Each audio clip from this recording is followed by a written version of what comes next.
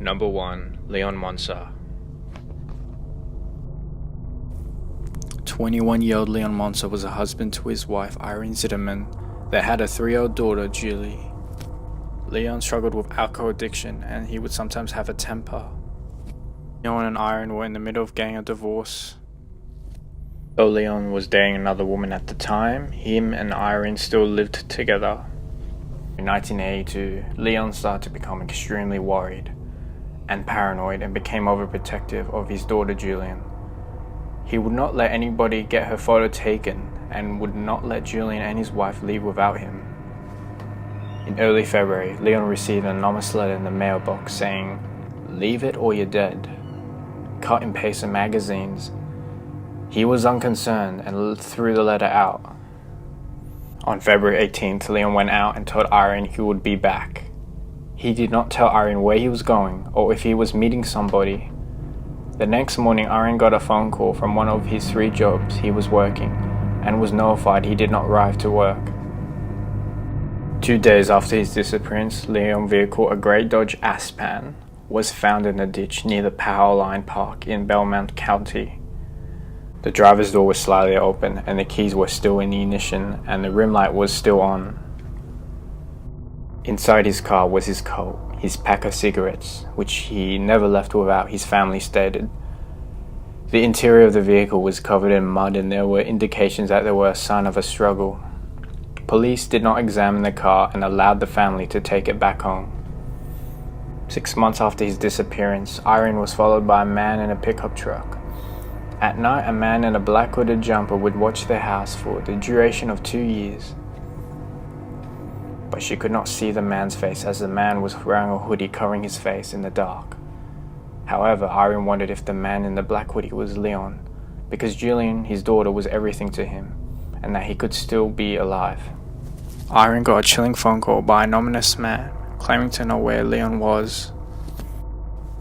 The man on the phone asked if she wanted to know where Leon was. Irene replied saying yes.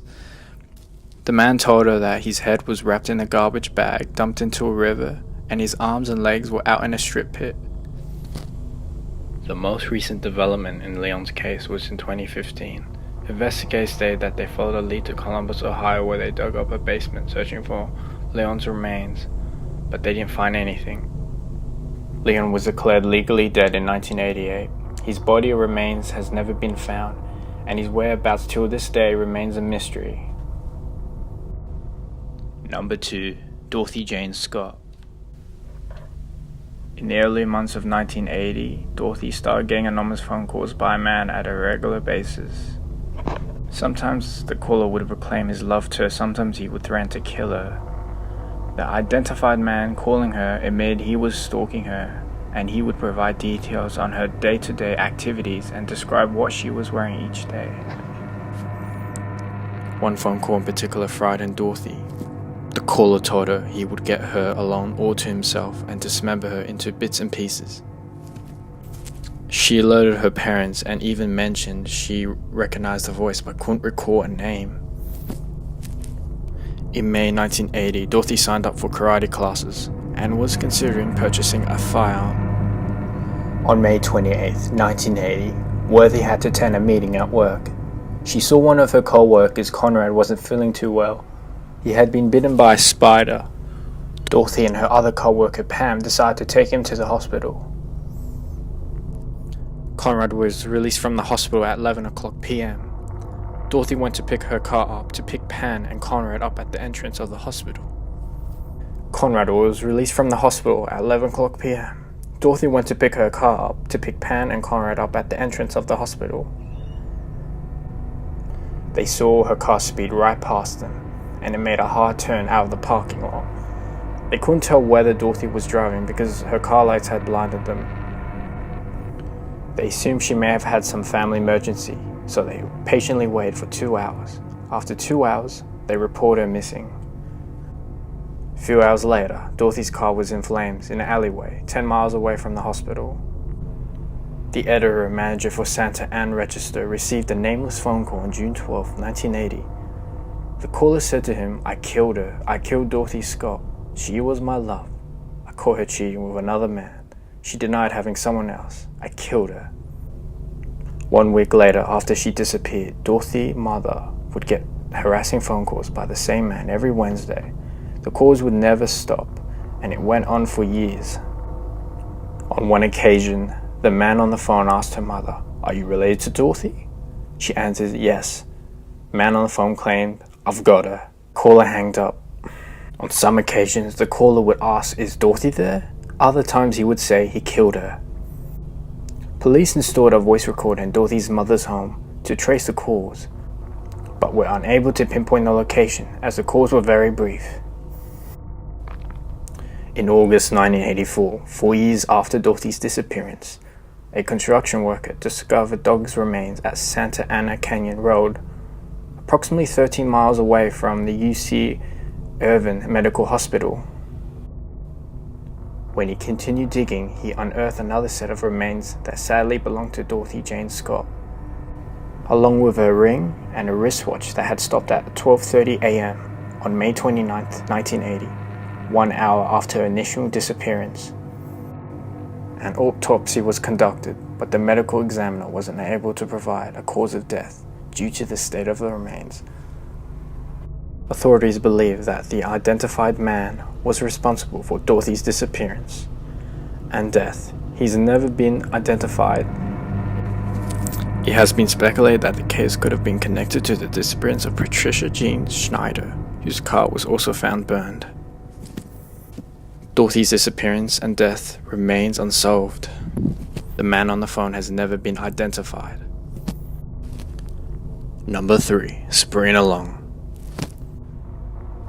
Sabrina Long was a 19-year-old Southwest high school student in Georgia. Sabrina worked at a bib manufacturing company. She moved out of her mother's home because they weren't getting along with each other, so she moved in with her stepfather. Sabrina completed her shift at the factory at 11:00 p.m. on August 13, 1991. She drove her boyfriend's Chevrolet Camaro back to his house because Sabrina's car had not been operating properly, and she drove his vehicle to work. Her boyfriend drove her back to her stepfather's house, then departed shortly afterwards. Sabrina phoned her mother between 12:30 a.m. and 1:30 a.m. She said she was going to walk to her neighbor's home to see a gift he had bought for his mother.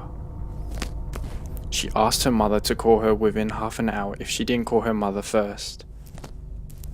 Sabrina's mother said that she would be asleep by that time and suggested they speak later in the morning. Sabrina's mother reported that her daughter sounded annoyed. Sabrina never called her mother back, and she was never heard from again. Sabrina's stepfather returned home at approximately 3:00 a.m. after visiting friends in the Warner Robins area. He said that the lights were on inside the house and Sabrina's car was parked in the driveway, but there were no signs of her. Her stepfather discovered that Sabrina's work clothes were lying on her bedroom floor, and her purse, makeup, and money were also in the room. Because she occasionally stayed overnight at her boyfriend's residence, her stepfather was not initially concerned. She hadn't reported to work since the night of her disappearance, and she has never retrieved her last paycheck. Her stepfather's neighbor said that, contrary to what Sabrina claimed, she never had plans to visit his house, and he had not purchased a gift for his mother. None of the neighbors heard any unusual noises at Sabrina's stepfather's home during the evening hours, with the exception of a few thumps and a door slamming at approximately 1:00 a.m. The neighbor and Sabrina's boyfriend and stepfather all had alibis for the time during her disappearance, and none of the men have been considered suspects in her case. Sabrina's mother said that her daughter received numerous disturbing phone calls prior to her disappearance. In the summer of 1991, before Sabrina's disappearance, a local company called her for an interview. She was excited about the possibility of working there. When she called the company to confirm the time of her interview, she learned that no interview had been scheduled. It isn't clear if these events were connected to her case. An anonymous woman called Sabrina's stepfather's residence in 1992, claiming she was Sabrina, and she asked for help. Then she terminated the message. Sabrina's mother reviewed the answering machine tape and concluded that the woman was not her daughter. Months after Sabrina's disappearance, her mother got a call from a man who said Sabrina had gone to a job interview at the insurance company Gecko. Sabrina's mother didn't know anything about it. She called Geico and told them about the call, but Geico told her that nobody had called Sabrina for a job interview. In October 2018, Melinda McSwain was charged with kidnapping in the connection with Sabrina's case. She was Long's age in 1991, and they attended high school together, although Melinda McSwain was a year behind Sabrina. After McSwain's arrest, Sabrina's family said they didn't recognize her name. Little information has been released about the case against her, but police said multiple people are believed to have been involved in Sabrina's disappearance. Sabrina Long's parents had her declared legally deceased in 1999. Investigators believe foul play was involved in her case, but her remains had never been discovered, and her case remains unsolved.